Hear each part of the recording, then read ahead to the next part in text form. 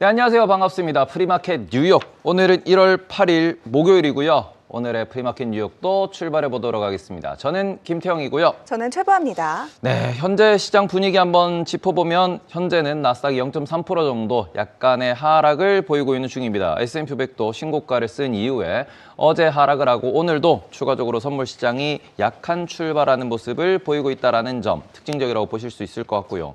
이 부분에 있어가지고 현재 반도체 관련돼가지고 엔비디아와 그리고 어제 시가총액 2위를 달성한 구글이 아침 프리장에서 상승하는 모습을 보이고 있고요. 그리고는 팔란티어를 포함해서 여기 있는 우리 트럼프 대통령님께서 찍었죠. 2027년도에 국방비를 50% 증액하고 싶다. 이런 얘기를 한 이후에 록히드 마틴과 그다음 보잉, 레이시온과 같은 종목들이 급등하는 모습을 보이는 게 오늘의 특징이다라고 보실 수 있을 것 같아요. 그리고 어제 좋았던 헬스케어 쪽은 오늘 같은 경우에는 살짝 숨고르게 하고 있다라는 점 참고해 보시면 될 것 같고요. 오늘의 이제 특징적인 점은 유가가 올라가고 있고 귀금속이 빠지고 있다. 이 동네 무슨 일이 있을까요? 네, 오늘은 금속 시장의 차익 실현 매물이 출회가 되고 있습니다. 금선물은 0.5% 언저리로 은선물은 2% 넘게 급락 중에 있고요. 구리 선물도 현재 약보합권으로 13,000달러를 하회한 12,800달러까지 내려왔습니다. 한편 니켈 선물은 최근 인도네시아 광산에서의 생산 차질로 15개월 내 최고치를 기록했다가 이날은 3%대 빠지는 되돌림 현상이 나오고 있죠. 국제유가는 베네수엘라 사태를 주시하며 간밤 정규장에서 2% 넘게 빠진 이후 지금은 저점을 찍고 1%대 반등 중에 있는데요. 트럼프 대통령이 전일 베네수엘라의 원유를 인도받아 판매하고 그 대금의 출처는 미국 정부가 관리하겠다라고 밝히기도 했고요. 또 이날은 베네수엘라산 원유를 시장에서 무기한 판매하겠다라고 발표하기도 했죠. 트럼프 대통령의 최종 목표 유가는 50달러 아래라고 전해지고 있는데요. 현재 WTI가 56달러 수준이니까요. 차후 유가의 향방도 저희와 함께 전망해 보시면 좋을 것 같습니다. 네, 그리고는 오늘 같은 경우에는 약간 특징적이었던 부분이 원달러 환율이 다시 1,450원 위로 돌파한 상황입니다. 미국 주식에 관심이 많으신 만큼 환율에도 관심이 많으실 것 같은데요. 이것도 오늘 프리마켓 뉴욕에서 짚어보도록 하겠습니다. 자, 그럼 저희 일부 게스트 모셔보도록 하겠습니다. 박상현 IM증권 전문위원님 나오셨습니다. 위원님 어서 오세요. 예, 안녕하세요. 이게 시장 기준에서 요즘 이제 골드만삭스에서도 보고서가 그런 게 나왔더라고요. 앞으로 변동성 조심해라. 위든 아래든 크게 움직일 만한 그런 상황이다라는 이런 경고성 보고서를 썼다라고 볼 수 있을 것 같은데 현 시장 어떻게 보고 계시는지 그거 먼저 여쭙고 싶습니다. 뭐 단적으로 말씀드려서 우려보다는 사실 좀 양호한 것 같고요. 뭐 저희가 지난 연말에 미국 주식이 산타넬리가 사실은 이제 실종이 되는 바람에 연초부터 조금은 뭐 주식시장이라든지 전반적인 자산 가격 자체가 조금 하락하지 않을까라는 이제 우려가 있었지만 뭐 미국 주식시장도 사실은 조금 이제 이번 주에 좀 뭐 오른 상황들이고요. 대부분의 자산 가격의 흐름 자체가 지난해 분위기를 사실은 좀 계속 이어가는 상황들인 것 같습니다. 좀 화면에 하나 이제 제가 주면 그 차트를 보시게 되면, 지난해 가장 좋았던 게 은이었죠. 그래서 올해도 보면 은 가격이 여전히 좀 가장 앞서가고 있는 상황들이고요.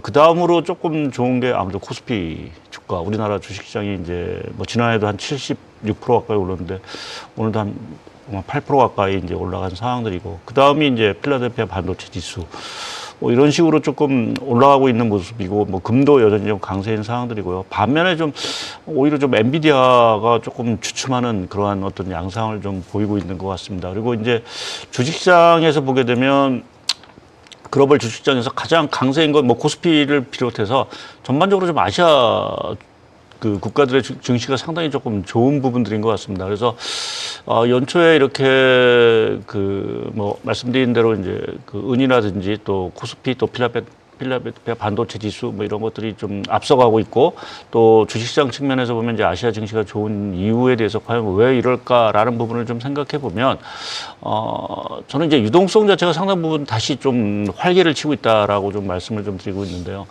저희가 이제 지난해 이제 12월이죠. 연준이 이제 그 1년 이하짜리 이제 재정증권을 사면서 이제 소위 양적 완화 아닌 양적 완화를 사실 하면서 시중의 유동성 자체가 상당히 좀 많이 풀린 효과가 뭐 여러 가지 자산 시장으로 조금 이어지고 있는 부분들이고, 거기에 이제 일본도 주가 부양책을 이제 지난번에 발표하면서 재정이 이제 조금 활기를 치고 있는 상황들이고 또 유럽 같은 경우도 보게 되면 독일이 이제 올해 뭐 여러 가지 방위비 지출이라든지 이런 것들을 상당히 늘리면서 전체적으로 조금은 이제 유동성 확대에 좀 기여를 하고 있는 것들이 최근 주식시장을 포함한 전반적인 자산 가격 자체가 좀 지난해 말보다는 전체적으로 좀 활기를 띠고 있다. 특히 이제 뭐 AI와 관련된 낙수 효과를 좀 볼 수 있는 우리나라 포함해서 결국 아시아 증시 자체가 당분간은 조금 강세 흐름을 좀 이어가지 않을까 좀 보고 있습니다.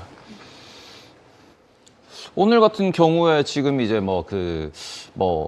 우리나라 증시 같은 경우는 삼성전자 실적 발표가 나고 난 이후에 네. 이게 흔들리는 모습을 보였지만 결과적으로는 좀 강했다라는 이야기를 하기도 합니다. 네. 다만 지금 앞서서도 말씀드렸지만 이제 원달러 환율이 현재 1,452원까지 올라가 있는 상황이고 이 차트 좀 연결을 해주시면은 특히 오늘 같은 경우에는 그동안 잘 막았다라고 생각했던 1,450원 라인을 뚫고 올라가는 모습을 보이면서 또 한 번 우리나라 정부 쪽에서 구두 개입이 나오는 모습을 띠기도 했거든요. 예, 예. 그러니까 이 부분 같은 경우에는 저희가 뭐 투자를 할 때 지금 아시아 시장을 기준으로 생각할 때는 환율도 생각할 수밖에 없는 부분이고 그리고는 특히 저희가 미국 주식을 이야기하는 프로그램인데 또 미국 주식 하는 분들 같은 경우에는 또 환전 타이밍, 환율에 대한 이런 방향성 이거에 대한 고민도 많이 될 수밖에 없을 것 같거든요. 요거는 어떻게 저희가 생각할 수 있을까요? 글쎄요, 뭐 말씀하신 이제 그 환전 타임과 관련돼서 뭐 정확하게 저희가 가장 뭐 아무래도 원화가 강세일 때 사는 게 가장 좋기는 할 텐데 사실은 그 시점을 정확히 말씀드리긴 조금 어려운 부분들이지만 뭐 제 개인적으로는 사실은 올 상반기 중에는 뭐 지금 오늘 1,450원을 다시 넘었지만 저는 1,300원 후반대까지는 떨어지지 않을까라는 좀 어떻게 보면 원화에 대해서는 낙관론을 좀 갖고 있는 사람인데요. 결국 그렇게 떨어질 때까지 사실은 기다린다라는 부분 자체가 또 한편에서 보면은 뭐 그동안 이제 뭐 미국 주식 결국 하시는 분들 입장에서 보게 되면 조금 이제 기회를 좀 놓칠 수 있는 부분도 있어서 오히려 조금 뭐 환율에 대해서 조금 부담이 있으신다라고 하면 단기적으로는 좀 미국 주식에 좀 투자보다는 좀 국내 뭐 반도체 업종에 투자하는 게 앞서 말씀하신 단기적으로 봤을 때 오히려 좀 수익 측면에서 오히려 낫고 만약 그렇게 해서 원달러 환율이 뭐 제 예상이 틀릴 수도 있긴 하지만 좀 하향 안정이 되면 그때 가서 사실은 또 매수를 환전을 하시고 그 다음에 이제 미국 투자에 나서는 것도 사실은 그렇게 뭐 나쁜 선택은 아니지 않을까 좀 생각을 했습니다. 앞서 보여드렸듯이 미국 주식시장이 올 뭐 나쁜 건 아니지만 생각보다는 사실은 좀 탄력성 자체가 사실은 조금 떨어진 부분들이고요. 여러 가지로 조금은 뭐 당장 내일 있을 뭐 있겠지만 뭐 대법원의 관세 위법 뭐 내일 나올지는 모르겠지만 뭐 나올 거다라고 다들 얘기를 하고 있기 때문에 그러한 여러 가지 불확실성들도 좀 있는 부분들이어서 단기적으로 봤을 때는 미국 증시보다는 조금 최근에 보면 아시아 증시 자체가 상당히 조금 탄력을 받을 수밖에 없는 부분들로 좀 보고 있어서 환전 타임을 조금은 좀 뒤로 늦추는 것도 하나의 좀 전략이 아닐까 좀 보고 있습니다. 원달러 환율에 대한 이야기를 조금 더 해보자면 일각에서는 1,540원에 대한 우려까지도 나오고 있습니다. 뭐 이러한 부분에 대해서 우리가 크게 우려할 만한 상황은 아니다라고 보시는 거겠죠? 예, 뭐 지금 환율이 다시 뭐 올라간다고 해서 뭐 정부가 좀 다시 또 개입을 할 가능성도 있고요. 근데 저희가 뭐 11월, 12월 이렇게 되짚어 보면 사실 환율이 올라가서 많이들 사실 우려를 많이 해서 국내 증시 뭐 망하는 거 아니냐 할 정도로 뭐 또 이제 경기라든지 뭐 이런 것들이 상당 부분 이제 다시 후퇴하는 거 아니냐라는 이제 우려의 목소리가 많았지만 결과론적으로 보게 되면 사실은 우리나라 코스피 시장이 뭐 주가는 사실은 뭐 아시겠지만 지금 오늘 뭐 터치도 했지만 그리고 4,600선까지도 사실은 없고 뭐 지금 분위기로 봐서는 뭐 지금 1월 달에 5,000선을 넘을 것 같다라는 얘기가 나올 정도로 상당히 강세인 부분을 보게 되고 또 가장 우려했던 외국인이 그럼 팔고 나갔느냐라는 부분을 보게 되면 지금 12월, 1월에 걸쳐서 외국인은 오히려 더 엄청나게 지금 유입이 되고 있는 상황들입니다. 그래서 그렇게 보면 환율에 지금에 대해서 너무 우려하기보다는 현재는 좀 이런 말씀을 드려서 욕먹을 수도 있겠지만 좀 즐겨야 될 타임이 아닌가 저는 좀 생각을 좀 하고 있거든요. 그러니까 즐겨야 된다는 얘기 자체는 지금 우리나라 기업들의 실적, 특히 이제 뭐 오늘 삼성전자도 발표를 했지만 우리 대표적인 반도체라든지 여타 우리 주력 수출 기업들의 실적 자체가 환율로 인해서 상당 부분 오히려 좀 수혜를 좀 볼 수 있는 여건이긴 상황들이기 때문에 지금의 어떤 환율 불안 자체를 그렇게 뭐 우려할 부분은 없지 않겠느냐라는 쪽에 좀 말씀을 드렸고요. 과거에 보면은 사실은 뭐 환율이 올라가면 당연히 주가가 떨어지고 하는 이러한 역관계가 사실은 있었기 때문에 항상 그 부분을 우려하셨는데 이제 그러한 부분의 관계도 최근에 보게 되면 약간 좀 깨진 부분들이 아닌가 저는 좀 생각을 좀 하고 있거든요. 과거에 환율이 올라올 때는 사실은 대내적으로 뭔가 위기가 발생했습니다. 뭐 미국의 위기가 발생하든 국내 위기가 발생하든 뭐 그랬기 때문에 사실은 환율이 올라갔고 주가는 떨어질 수밖에 없었던 상황들이지만 최근의 흐름을 보게 되면 사실은 대외적으로 뭐 여러 가지 뭐 불확실성은 있긴 하지만 시장을 흔들 정도의 그러한 큰 악재 자체는 사실은 좀 없는 상황들이고요. 더구나 뭐 미국이 뭐 연준이 계속 금리를 좀 내려주고 있는 상황들이고 또 우리나라 입장에서 가장 또 하나 이제 경기에서 봐야 되는 게 이게 유가인데 뭐 앞서 정도면서 뭐 트럼프 대통령이 지금 40불대까지도 유가를 떨어뜨리려고 하는 노력을 사실은 계속하고 있다라고 보면 우리 대외 여건 자체는 사실은 그렇게 나쁜 여건이 아니고 지금 반도체 같은 경우는 올해 우리나라 삼성전자와 하이닉스 이익이 뭐 200조가 넘을 거다라고 두 개 합쳐서 이런 사상 최대의 어떤 이익을 좀 보는 입장에서 환율이 다소 조금 높은 레벨에서 움직인 이러한 흐름의 것이 그럼 우리나라에 뭔가 큰 위기냐 그거와는 조금 과거 잣대로 보기에는 조금 어렵다란 그러니까 구조적으로 보면 달러가 워낙 강세이기 때문에 그 여파로 사실은 원화환율이 좀 약세인 부분들이지 뭐 우리가 뭐 여러 가지 좀 우려할 그러한 단계는 사실 좀 아닌 부분으로 좀 생각을 하고 있고 또 아까 말씀드렸지만 저는 상반기에 뭐 오늘 좀 더 얘기 드릴지 모르겠지만 연준의 어떤 금리 인하가 예상보다는 더 큰 폭으로 이루어질 수도 있고 또 정부의 여러 가지 수급 대책이라든지 뭐 이런 것들을 감안하게 되면 뭐 저는 좀 원달러 환율에 대해서는 좀 하락 쪽에 좀 무게를 좀 두고 있는 상황입니다. 네, 그러면은 끝으로 요거는 좀 여쭤보고 싶은 게 지금 일본에서도 아무래도 엔 약세에 대한 이야기가 나오고 있고 그 일본의 엔화 방향성에 우리나라가 요게 계속 따라갈 수밖에 없는 부분이다 보니까 엔화 같은 경우에는 한 158엔에서 한 162엔 정도 그 정도 수준이 뚫리면 어떡하나라는 우려가 있는 상황이기도 하고요. 그리고는 이게 신년 관련돼 가지고 이제 제가 이렇게 찾아보다 보니까 일본에서는 이거 이런 식으로 다카시 총리의 정책을 따라가면은 이거 200엔도 간다. 이런 약간 경고성 멘트가 나오기도 했었거든요. 근데 앞서 말씀하신 것처럼 우리나라 요즘 환율도 좋고 수출도 잘 되니까 우리나라 기업들 달러 많이 들고 있다. 걱정할 거 없다. 라고 볼 수 있겠지만 그거는 일본 기업들의 실적이 좋은 것도 마찬가지일 거거든요. 근데 그런 경고성 멘트가 나오는 걸 그냥 단순히 언론 혹은 경제계에서 나오는 경고로 봐야 될지 아니면 정말 구조적 약세라고 하는 부분에 대해서 우리가 좀 신경을 써야 되는 부분일지 그것까지만 조금 좀 질문을 드리고 싶습니다. 예, 뭐 일본 같은 경우는 뭐 그동안 아시겠지만 인위적으로 엔 약세를 사실은 유도를 해왔었던 상황들이고요. 현 단계에서는 조금 추가적인 엔 약세에 대해서는 정부 입장에서는 조금은 꺼리는 그래서 뭐 157엔, 8엔 정도 가면 어김없이 이제 구두 개입이 나오고 하는 이러한 상황들인 것 같습니다. 그러니까 지금 일본 정부 입장 또 일본 은행 입장에서 보면 추가적으로 엔 약세가 되는 게 이제는 더 이상 일본 경제에 도움을 좀 주지 않을 수 있는 그건 아무래도 지금 일본의 물가가 2% 중반대 정도를 지금 계속 보이고 있는 상황들이고요. 또 일본도 말씀하신 대로 뭐 기업 이익이 좋고 하지만 국민들 체감적으로 느끼는 국민들의 어떠한 그 경기 자체는 뭐 우리나라도 마찬가지지만 그렇게 썩 좋은 상황들은 아니거든요. 그래서 그렇게 보면 이제 엔 약세라는 게 과연 일본 경제에 도움이 되겠느냐라는 측면에서 보면 일본 정부는 더 이상 그것을 이제 원치는 않는 듯한 모습인 거고 뭐 그러한 차원에서 사실 일본 은행이 계속 꾸준히 아주 금리를 올렸다가 상당 기간 또 동결을 했다가 금리를 인상하는 모습이겠지만 기본적으로 이제 금리 인상 기조에 불에서 들어간 부분들이고요. 말씀하신 대로 이제 엔이 그러면 여기서 더 약세가 되는 그 상황은 그럼 어떤 상황들이 되겠느냐라고 보면 결국 일본이 고질적으로 안고 있는 이 정부 부채 문제, 재정 리스크 자체가 결국 이제 뭔가 큰 위기가 올 수 있다라는 어떤 우려감이 있을 때는 결국 엔이 우리가 얘기하는 160엔을 넘어서 거의 200엔까지도 갈 수 있는 상황들이 되겠죠. 더구나 지금 아시겠지만 지금 일본의 국채 금리 자체가 지금 1999년 또 일부는 1990년 이후에 가장 높은 수준까지 올라간 상황들이기 때문에 가뜩이나 정부 부채도 많은 상황에서 금리가 올라가게 되면 당연히 이자 부담이 이제 커지는 거고 또 기업들 입장에서 보면 과거엔 다 제로 금리였는데 이제 2% 3%대 금리 이자를 내고 결국 레버리지를 일으켜야 된다라고 하면 부담이 될 수밖에 없는 상황들입니다. 그래서 그렇게 보면 그러한 어떤 리스크가 분명히 일본의 잠재해 있기 때문에 그러한 것들이 어떻게 보면 좀 엔화에 대한 어떤 급격한 약세 흐름을 사실은 좀 일부에서 얘기하는 부분들이 있는데요. 근데 한 가지 저희가 간과하지 말아야 될 거는 일본 같은 경우는 특히 여러 가지 금융기관의 경우 들고 있는 해외 자산이 너무 많습니다.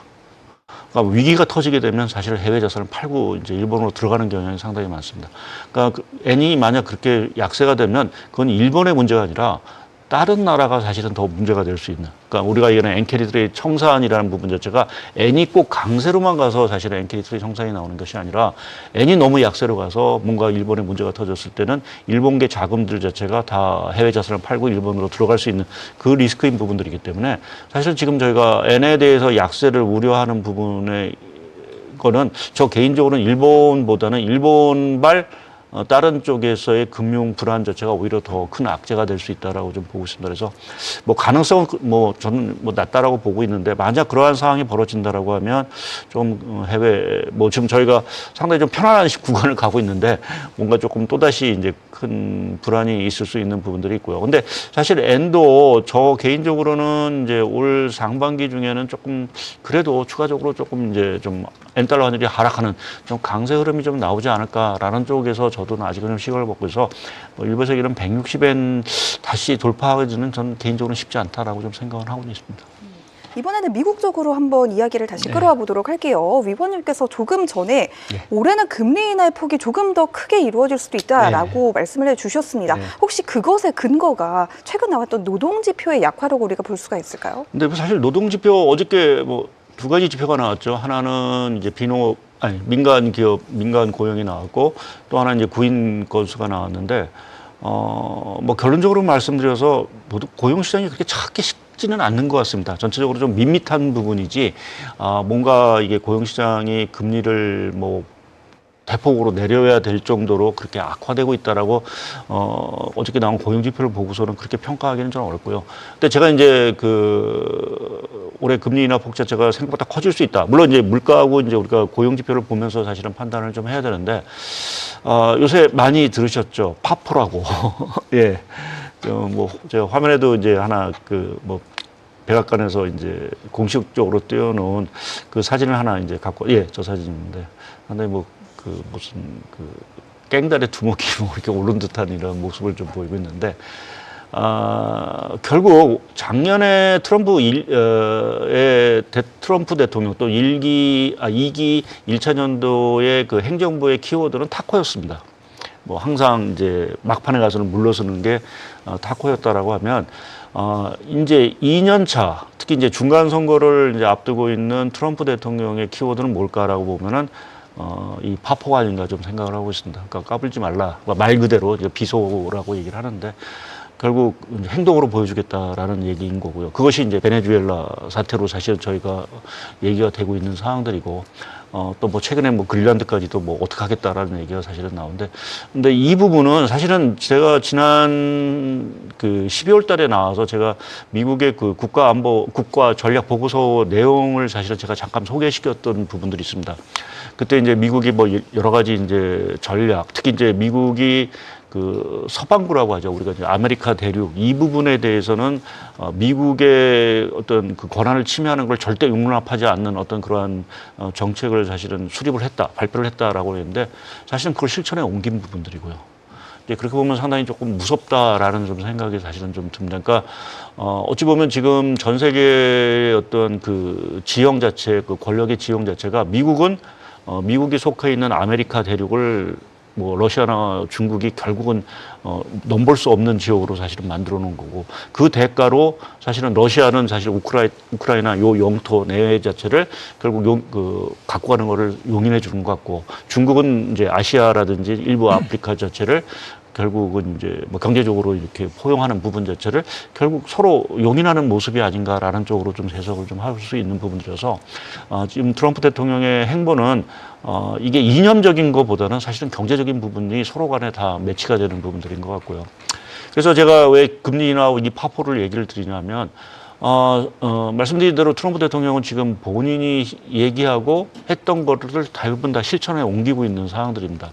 그러면 이제 중간 선거를 앞두고 지금 미국 트럼프 대통령이 가장 요구하는 게 뭘까라고 하면 연준으로 하여금 대폭적인 금리 인하를 사실은 요구할 수밖에 없는 부분들이고요. 물론 연준이 지금 파월 체제하에서는 뭐 트럼프 대통령의 요구를 100% 받아들이기는 사실은 좀 어려운 상황들이고 그렇게 보면 우리가 파월 의장이 재임하는 그 5월 달까지는 뭐 시장이 예상하는 한두 차례 금리 인하 이러한 부분을 생각해 볼 수 있는 부분들인데 5월 이후에 가서는 상황은 180도 돌아설 수 있다는 거죠.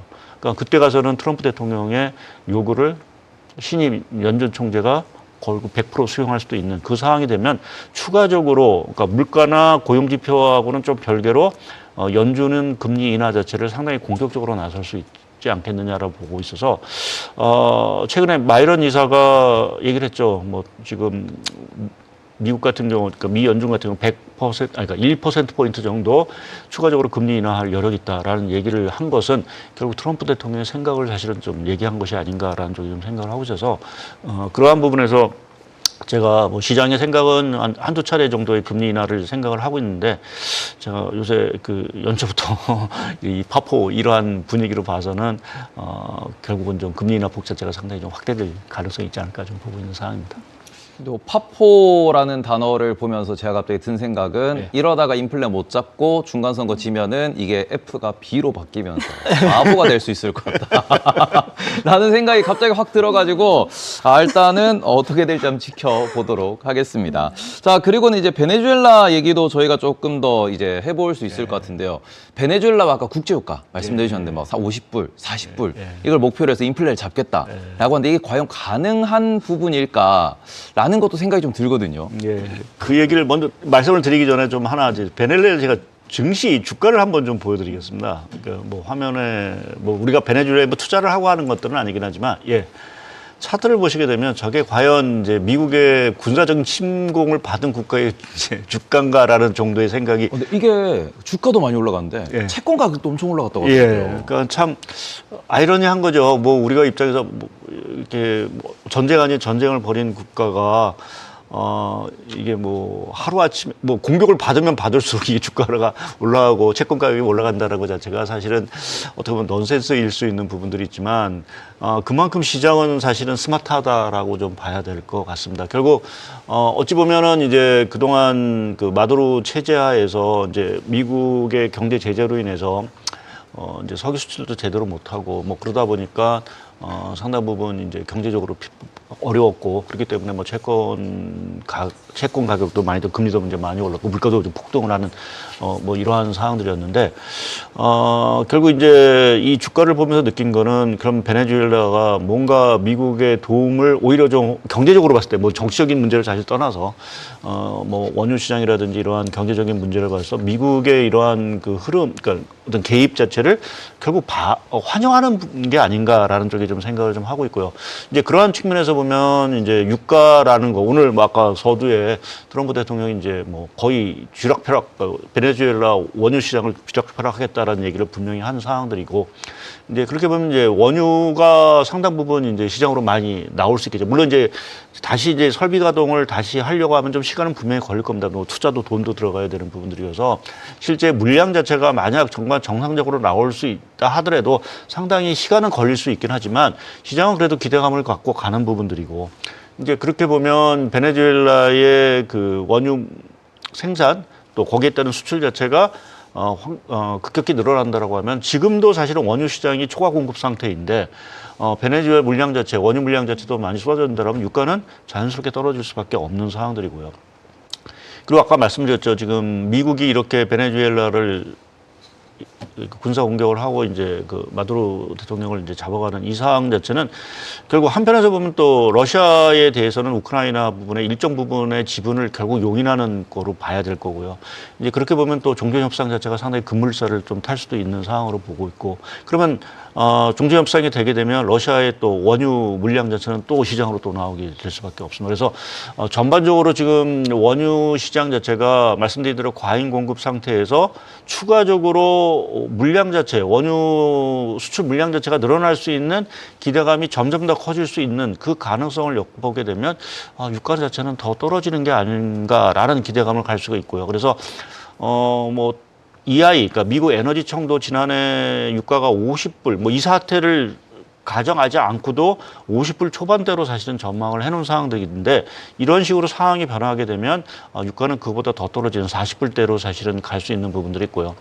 물론 이제 그것이 무작정 떨어지기는 어려운 게 셰일 이제 을 채굴하는 업체의 생산 단가라는 게 분명히 있습니다. 그러니까 그 단가 이하로 나가면 사실은 세일 업체도 이제 뭐 망하거나 또 이러한 또 리스크가 벌리기 때문에 어느 정도는 채산성을 사실 맞추는 단계까지 결국 유가가 떨어질 텐데 그 마지노선 자체가 아마 40불 중후반 정도가 되지 않을까 좀 생각을 하고 있어서 그렇게 보면 조금 40불대까지 우리가 유가를 좀 떨어지는 이 환경을 조금 기대해 볼 수 있지 않을까 좀 생각을 좀 하고 있습니다. 이 베네수엘라 사태라는 키워드를 조금 더 확대시켜 보도록 하겠습니다. 네. 그린란드로 이어질 수가 있을 것 네. 같은데요. 이 사실 그린란드 매입이라는 이야기가 이전에는 굉장히 비현실적인 이야기다라는 이야기들이 많았습니다. 다만 이제는 베네수엘라 사태라는 초유의 사건이 터진 이후에는 진짜 미국이 이제는 그린란드를 매입할 수도 있겠다라는 이야기들이 나오고 있거든요. 네. 어떻게 보시죠? 예, 저도 뭐 처음에는 좀 뜬금없는 소리라고 생각을 했는데 사실은 뭐 지금 베네수엘라 사태를 보고 또 앞서 말씀드린 대로 그 국가 안보 전략 보고서 뭐 이 내용상에서 거기서 강조한 게 우리가 만연 돈노주의 그러니까 이 뭐 고립주의인 동시에 어떻게 보면 아메리카 대륙에 있어서는 패권을 계속 강화하겠다는 이 흐름을 결국은 말씀드린 대로 트럼프 대통령이 사실은 그 실천에 옮기고 있는 부분들이고요.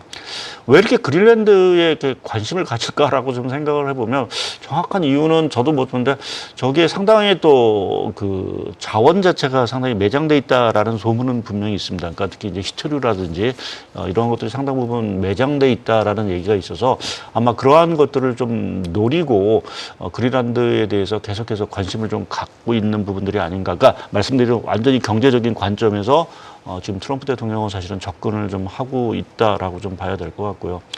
글쎄요, 뭐 이게 매입, 결국 덴마크가 이거를 용인할지는 사실은 그래서 저는 아직은 뭐 50대, 아직은 이렇게 선뜻 내주기는 사실 좀 어렵다라고 좀 보고 있는데, 일단 뭐 미국 트럼프 행정부에서는 계속 요구를 해야 되겠죠. 그래서 그러한 것들이 계속해서 이슈가 될 가능성은 있는데 실제 그린란드를 매입을 할 수 있을지에 대해서는 저는 좀 미지수인 부분들이고 또 일부에서 얘기하는 그럼 이제 군사 개입을 통해서 아예 뭐 한다. 이 부분에 대한 가능성도 사실 좀 낮다고 보는 게 결국 그렇게 보면 만약 군사 개입을 한다라고 우리가 치면 사실은 나토 국가에 나토가 침입을 하는 꼴이 되거든요.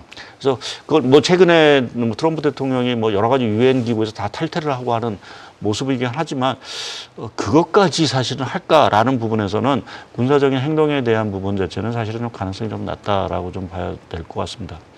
근데 제가 오늘 좀 하나 아까 뭐 파포 얘기와 관련돼서 조금 하나 이제 뭐 전체 그린란드도 그렇고 좀 말씀을 좀 드리고 싶은 거는 특히 이제 우리나라 뭐 결국 우리가 이런 거를 보는 거는 뭐 AI라든지 이제 글로벌 경기 환경 자체를 결국 우리가 어떻게 될 거냐라는 걸 보기 때문에 그러한 차원에서 좀 말씀 일단 제가 준비해온 어떤 그림을 조금 보시게 되면요. 앞서도 얘기했듯이 이제 지난해 12월에 이제 국가안보 전략 보고서가 나왔습니다. 말씀드린 대로 그 안에 내용들이 지금 차근차근 이제 실행에 옮겨지고 있는 부분이고 말씀하신 그린란드, 뭐 베네수엘라 이러한 부분은 결국 돈노주의에 대한 부분 자체를 결국 이제 실천에 옮기는 부분들이고 또 한 가지는 이제 에너지 패권 자체를 미국이 완전히 장악하겠다라는 얘기를 좀 하고 있어 이러한 흐름이 궁극적으로는 이제 뭐 유가, 에너지 가격의 안정으로 사실은 이어지는 하나의 어떤 길로 갈 수 있는 부분들이고 또 하나 중요한 거는 사실은 중국 패권을 견제하는데 아주 톡톡한 이 베네수엘라를 이제 미국이 자기의 그 아래 놓는 거는 상당히 톡톡한 효과를 좀 볼 수 있다고 보는 게 중국이 그동안 상당 부분 그 남미에 공을 들여왔었습니다. 시장도 뭐 상당히 이제 잠식하고 뭐 투자라든지 또 이러한 부분 또 뭐 남국가의 여러 가지 이제 많은 어떤 대출도 그러니까 돈을 좀 빌려줬던 것 같은데요. 이제 그렇게 보면 뭐 이번 사태로 인해서 중국의 이러한 남미 쪽의 어떤 패권 자체가 어떤 확장이 사실은 제약을 받는 거고 금전적이라기보다는 하여튼 여하튼 좀 금융적으로 보게 되면 상당히 손실이 갈 수도 있는 부분들입니다. 그래서 이러한 부분에서 결국 효과를 얻었다라고 봐야 될 거고 또 한 축 자체는 사실은 지금 핵심 공급망 특히 이제 AI 기술과 관련돼서 미국이 이제 재산업화를 이제 국가안보 전략 보고서도 얘기를 했고 그 실천을 하기 위해서 지금 실행이 되는 게 박스실리카라고 해서 반도체 공급망을 미국 주도로 사실은 만들어가고 있고요. 거기에 이제 하나 덧붙인 게 이 제네시스 미션입니다. 뭐 많이들 들으셨겠지만 이 지금 미국 정부 주도하에서 빅테크들이 대부분 참여하는 이러한 뭐 소위 이제 원자탄 개발과 같은 제2의 맨하탄 프로젝트를 이제 하겠다라는 부분 자체는 기본적으로 AI 투자와 관련돼서 미국이 아주 적극적으로 나서겠다라는 의미로 좀 봐야 될 것 같습니다. 그래서 지금 말씀드린 최근에 벌어진 어떤 구도, 뭐 베네수엘라 사태뿐만 아니라 이런 팍스 실리카라든지 제네시스 미션 이러한 것들을 종합해 보면 미국은 정말 계획을 갖고 지금 움직이는 아주 좀 무서운 상황들이 아닌가라는 쪽에 좀 생각을 하고 있고요. 그 차원에서 보게 되면 지금 저희가 지난해 말에 뭐 AI 버블론 이러한 얘기들이 상당히 좀 많았지만 지금 미국의 이러한 재반 의도를 보게 되면 미국이 결국 AI 사이클을 계속 주도하고 투자를 많이 늘리겠다라는 의미를 보게 되면 AI 버블론은 당분간 수면 아래로 상당히 이제 들어갈 수 있는 부분들이 있고 오히려 AI 투자와 관련된 부분이 더 활성화될 수 있지 않겠느냐. 이제 그렇게 보면 그 AI 투자라는 부분 자체도 중요한 부분이지만 또 한 가지 중요한 거는 뭐 앞서 이제 보였던 이제 뭐 필라델피아 반도체 지수라든지 이런 것들을 봐도 결국 이제 낙수 효과를 볼 수 있는 업종에 대해서 올해는 상당히 우리가 좀 주목을 좀 해야 된다. 그러한 부분이 아마 상당 부분 올해 수익을, 그러니까 뭐 우리가 뭐 AI 업체, 뭐 대표적으로 엔비디아 같은 업체도 상당히 뭐 중요한 부분들이지만 이제는 이 부분 자체가 상당 부분 투자가 더 늘어나고 여타 업종으로 사실은 확산되는 부분들이어서 올해는 좀 이러한 낙수 효과를 좀 얻을 수 있는 업종에 대한 관심 자체를 상당히 좀 누려야 되는 부분들. 거기가 이제 뭐 지금 뭐 오늘도 그렇지만 방산도 그럴 수도 있는 부분들이고 뭐 우주라든지 뭐 이러한 조금은 좀 우리가 AI와 관련된 부분에 대한 영역을 조금은 올해는 좀 확대시키는 그러한 한 해가 돼야 되지 않을까 좀 생각을 좀 하고 있습니다. 그러면 낙수 효과에서 일단 뭐 메모리 이미 다 올라갔고요. 그 다음에는 뭐 방산과 우주도 언급을 해주셨는데 지금 투자하시는 분들이 궁금해하는 것들 중 하나가 지금 AI 관련돼 가지고 다들 이야기하는데 안 가는 업종이 에너지 관련된 전력 인프라 관련된 그쪽 같은 경우에는 지금 현재 시장의 반응이 딱히 없는 상황인데 이쪽 같은 경우는 어떻게 생각하실까요? 뭐 그것도 뭐 기본적으로는 긍정적으로 볼 수밖에 없는 부분들인 것 같습니다. 뭐 말씀드린 대로 지금 이렇게 미국이 베네수엘라를 뭐 의도는 정확히 저희가 알 수는 없긴 하지만 이렇게 뭐 무리한 무리수를 사실 두는 부분에 있어서는 결국 에너지 가격을 낮춘다. 뭐 그건 이제 뭐 중간 선거를 앞두고 뭐 물가를 낮춘다라는 측면이 있지만 중장기적으로 안정적인 저가의 에너지 공급망을 사실은 구축해 놓겠다라는 부분들이로 볼 수가 있는 부분들이어서 그것이 결국 향후에 이제 일어날 수 있는 전력 투자 뭐 이러한 것들의 상당 부분 이제 밑받침이 되겠죠. 그래서 뭐 전력 투자와 관련된 부분 자체가 뭐 저는 그래서 아까 말씀드린 제네시스 미션이라든지 이러한 것들이 올해 본격적으로 궤도에 오른다라고 하면 뭐 아무래도 우리가 뭐 낙수 효과 또는 후방 효과를 통해서 전력 산업이라든지 이러한 쪽의 투자, 인프라 투자 자체는 상당히 많이 늘어날 수밖에 없지 않겠느냐라는 쪽에 좀 생각을 하고 있고요. 물론 이제 그걸 하기 위해서는 뭐 재원이 좀 필요하겠죠. 근데 이제 그것이 요번에 이제 연방 대법원에서 이제 관세와 관련된 것들이 판결이 만약 그냥 뭐 합헌이다, 그러니까 뭐 별 위반을 안 했다라고 하면 미국은 이제 올해도 늘어날 이 관세 수입이라든지 이러한 것들을 뭐 기반으로 해서 뭐 구프 펀드를 만든다든지 뭐 해서 결국 이제 재반 이제 인프라 투자 또 우리나라도 200억 달러 투자해야 되니까요. 뭐 유로라든지 또 일본도 이제 투자하는 그 자금을 가지고 본격적으로 올해는 이제 각종 인프라 투자에 나설 가능성이 있어서 전력과 관련된 부분에 있어서도 사실은 조금 성장성이라든지 이런 것들은 여전히 좀 긍정적으로 바라볼 수 있지 않을까 좀 보고 있습니다.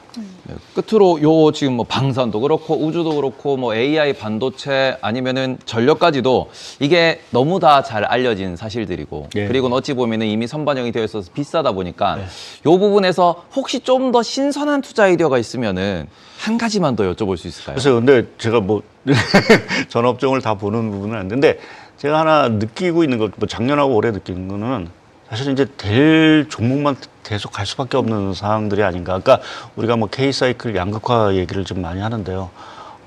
올해는 그게 더 심화되면 심화됐지 이 현상 자체가 그렇게 완화되기는 사실은 조금 어려울 것 같습니다. 그러니까 뭐 미국이야 사실은 이제 내수도 크고 해서 뭐 우리가 얘기하고 있는 지금 얘기했던 어떤 산업 이외에 또 이제 뭐 금리도 내리고 뭐 또 일종의 좀 경기 부양을 하면 소비 경기라든지 이런 것들이 살아나면서 그러한 산업들이 조금은 이제 좀 상대적으로 좋아질 수 있는 부분들이 있긴 하지만 그렇다 해도 지금 주목을 받고 있는 이런 업종의 수익률 자체를 아웃퍼폼할 수 있는 정도의 어떤 흐름이 나오지는 좀 쉽지 않지 않겠냐. 물론 잘 돼야 결국 키 높이를 맞추는 정도의 어떤 수익률인 부분로 저는 좀 생각을 하고 있어 여기서 뭔가 더 신선하고 뭔가 새롭고 뭐 성장성이 상당히 높은 그런 업종을 찾는 게 그렇게 쉽지는 않지 않겠느냐. 뭐 또 제가 잘 모르는 부분도 있어서 뭐 그렇긴 하지만 여하튼 조금 기존의 주도주 자체가 계속해서 갈 수밖에 없는 그러한 상황이 올해 어떤 주식시장이라든 경기의 또 다른 특징의 하나가 아닐까라는 쪽에 좀 말씀을 드려야 될 것 같습니다. 위원님이 말씀해 주셨던 방산주 그리고 우주항공 관련된 섹터는 사실 네. 어떻게 본다면 약간의 테마적인 접근으로 보는 네. 관점에서 본다면 좀 단기적으로 봐야 하지 않나라는 우려들이 있습니다. 우리가 단기적으로 봐야 하는 게 맞을까요? 아니면 장기적인 관점으로 저는 좀 가능할까요? 장기적인 관점에서 좀 바라볼 필요가 있다라고 좀 보고 있고 이제 방산 같은 경우는 이제 말씀드린 대로 이제 세계 지금 전반적인 구도 자체가 뭐 미국이 뭐 전 세계를 보호하는 이러한 물론 이제 트럼프 대통령이 물러나면 또 상황은 바뀔 수는 있긴 하겠지만 지금 뭐 여하튼 트럼프 대통령이 앞으로도 임기가 3년이 남은 상황들이기 때문에 그렇게 되면 현재의 구도 자체가 결국 세 개의 축으로 갈 수밖에 없지 않냐. 크게 보면 네 개가 되겠죠. 그러니까 미국, 유럽, 중국, 러시아. 이 네 개의 축이 결국은 서로 이제 자국의 안보라든지 이러한 것들을 스스로 결국 책임질 수밖에 없는 구도로 간다라고 하면 당연히 방위비 지출은 자체는 상당히 더 늘어날 수밖에 없는 상황들이고요. 거꾸로 해서 뭐 많이들 얘기하시죠. 이제 베네수엘라 사태로 인해서 대만이 오히려 중국에서부터 위협을 받을 수 있지 않겠냐. 뭐 가능성은 충분하다고 보고 있습니다. 그래서 그러한 것들이 전반적인 어떤 그 군사적인 어떤 위협을 높일 수 있다라는 부분에서는 방산과 관련된 쪽에서의 어떤 지출 자체는 계속해서 늘어날 수밖에 없는 부분들인 거예요. 그것이 오늘 트럼프 대통령이 뭐 50% 늘려야 된다는 얘기가 나올 정도의 어떤 얘기로 된 것 같고 우주 항공과 관련된 부분도 결국 뭐 꼭 우리가 꼭 뭐 달나라를 가고 화성을 가는 이러한 부분들보다는 지금의 여러 가지 어떤 정보망 체계라든지 뭐 이러한 것들이 보게 되면 이제 꼭 우주를 통해서 뭐 대해서 뭐 스타링크라든지 뭐 이런 것들도 보더라도 대부분 다 이제 인공위성 쏴서 다들 이렇게 이제 하는 부분들이기 때문에 그것이 또 국방하고도 또 상당 부분 연관이 돼 있고 해서 뭐 우주와 관련된 부분도 계속해서 뭐 관심을 좀 가져야 될 수밖에 없는 게 아닌가라는 쪽에 좀 생각을 해서 우리가 뭐 화성 탐험을 하고 그러한 차원이 아니라 결국 우리의 어떤 그 AI 산업과 관련돼서 여러 가지 그 산업이라든지 생활 패턴의 어떤 변화 속에서 아마 우주라는 부분 자체가 접근이 되지 않을까라는 생각을 하고 있어서 이 부분에 대해서도 좀 장기적으로 좀 긍정적으로 좀 바라봐야 될 거로 좀 보고 있습니다. 끝으로 저희가 지금 뭐 당장 내일이 될 것 같은데 내일 뭐 한국 시간 기준으로 밤 12시가 예정이 돼 있고 그리고 저희 또 박상현 의원님께서 채권 전문이십니다. 그럼 이런 관점에서 지금 대법원 관세 판결에 대해서 시장에서 제일 경계하고 있던 곳은 결국 채권이었고 어제 같은 경우에는 보고서가 나와가지고 10년물 같은 경우에도 채권 금리가 20에서 30bp 정도 올라갈 수 있을 것 같다 정도 이야기. 그리고는 실제로는 채권의 단기 채권 발행이 늘어날 수 있기 때문에 그런 부분을 이제 소화를 하고 넘어갈 수 있을까라는 그런 보고서가 많이 나왔는데 일단 월스트리트에서는 이거 관세에 대한 판결이 나왔을 때는 오히려 제로 소멸로서 뭔가 좀 시장에 뭐 환불이 나오든 어쨌든 채권 시장이 이제는 좀 바닥을 확인해가는 그런 과정을 좀 지나지 않을까라는 이야기도 있더라고요. 그럼 대법원 관세 판결과 그 이후에 저희가 혹시 채권 같은 경우에도 지금 투자해볼까 하시는 분들이 많은데 거기에 대한 뷰는 어떠신지 이것도 좀 궁금합니다. 문제는 판결 내용이 중요한 게죠. 판결 결과가. 그래서 뭐 그냥 전체제가 뭐 계속 뭐 위법이 아니다, 뭐 관세에 유효한다라고 하면 말씀하신 대로 이제 관세 수입 자체가 계속해서 늘어날 수밖에 없는 부분들이고요. 이제 그렇게 보면 좀 채권 시장, 특히 이제 미국 국채 시장에 대한 조금 안정 요인으로 좀 갈 수가 있는 부분들인 것 같습니다. 더구나 아까 말씀드렸듯이 조금 뭐 제 예상이 맞을지는 잘 모르겠지만 트럼프 대통령의 이러한 최근의 행보로 봐서는 연준이 금리 인하 폭이 커지고 또 지금 하고 있는 그 지급준비금 그를 통한 채권 매입 규모 자체가 더 커질 수도 있고 또 이제 장기물로도 갈 수 있는 이런 상황에서 채권 시장에는 그렇게 보면 조금 우호적인 상황들이 좀 전개가 될 수 있고 또 그러한 관세 수입이 늘어나게 되면 좀 아까 말씀하신 대로 여러 가지 인프라 투자를 위한 재원 자체가 마련되기 때문에 그러한 부분에서 좀 탄력을 받을 수 있다라고 보고 있고요. 이제 반면에 만약 진짜 위법 판결이 났다라고 했을 때는 상황이 조금 복잡해지죠. 물론 이제 트럼프 대통령이 다른 법을 통해서 이제 다시 관세를 이제 부과를 하긴 하겠지만 여하튼 그거는 조금 시간이 걸릴 수밖에 없고요. 또 이제 한다 하더라도 이제 국가 단위가 아니라 개별 품목 단위로 아마 관세가 매겨질 가능성도 사실은 배제할 수는 없는 상황들입니다. 그래서 이제 이렇게 되면 또 하나 문제가 되는 게 관세를 일단은 환급을 해줘야 되겠죠.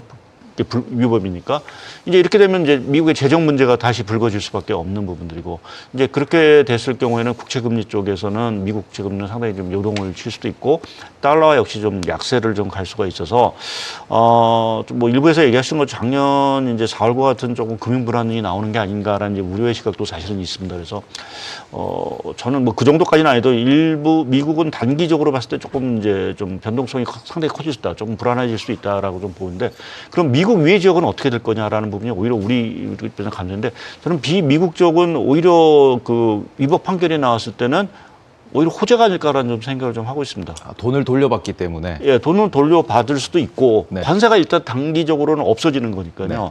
저희가 일단 미국 수출할 때 지금의 관세를 내지 않겠죠. 그러니까 그게 뭐 한 달이 될지 두 달이 될지는 뭐 또 일조가 될지는 모르긴 하겠지만 여하튼 관세가 일단은 없어진다라는 측면에서 보게 되면 긍정적일 수 있고 그렇게 되면 미국 수입업자들이 그 기간을 이용해서 빨리 물건을 사오려고 노력을 하겠죠. 뭐 이러한 것들이 결국 비미국 쪽에는 긍정적인 영향을 미칠 거고 또 이제 달러 약세라는 부분 자체가 오늘 처음에 이제 원달러 환율에 대해서 사실은 조금 이제 얘기를 했는데 그 원달러 환율 자체도 결국 하락할 수 있는 여지를 좀 줄 수 있다라는 부분에서 관세에 대한 판결 어떤 내용 결과가 어떻게 될지에 따라서 시장의 반응 자체 또 미국이나 비미국의 어떤 시장 반응은 다소 저 개인적으로는 차이가 있다라고 좀 생각을 하고 있습니다. 네, 그래서 오늘 제가 마지막에요 그 대법원에 대해서 질문을 했는데 이 부분에서 저는 정말 많은 투자 아이디어가 갑자기 번뜩였다. 제가 방금 딱 기억나는 거는 관세가 없어지기 때문에 우리가 2025년 1분기 때처럼 다시 2026년도 1분기, 2분기에도 갑자기 미국 기업들이 주문을 늘릴 수도 있는 그런 부분도 우리가 한번 좀 생각을 해볼 수 있을 것 같다. 말 그대로 이거 채권 흔들리면 어떡해요? 뭐 갚아줘야 된다던데 미국 그러면 달러 어디로 가요? 라는 걱정보다는 오히려 그 이후에 긍정적인 부분도 한번 생각을 해보자. 라고 이야기를 해주셨고 여전히 유동성에 대해서 그리고 오히려 올해 금리 인하가 미국의 금리 인하가 더 강하게 이렇게 진행될 수도 있다라는 이야기를 해주셨습니다. 그리고는 이게 나중에 중간 선거까지 봤을 때 파포가 될지 아니면은 바보가 될지 그거는 저희가 한번 올해 연말까지 쭉 지켜보는 걸로 하도록 하겠습니다. 그럼 저희 프리마켓 뉴욕 1부 여기까지 하도록 하고요. 저희 박상현 IM증권 전문위원님과 함께했습니다. 위원님 나와주셔서 감사드립니다. 예, 감사합니다.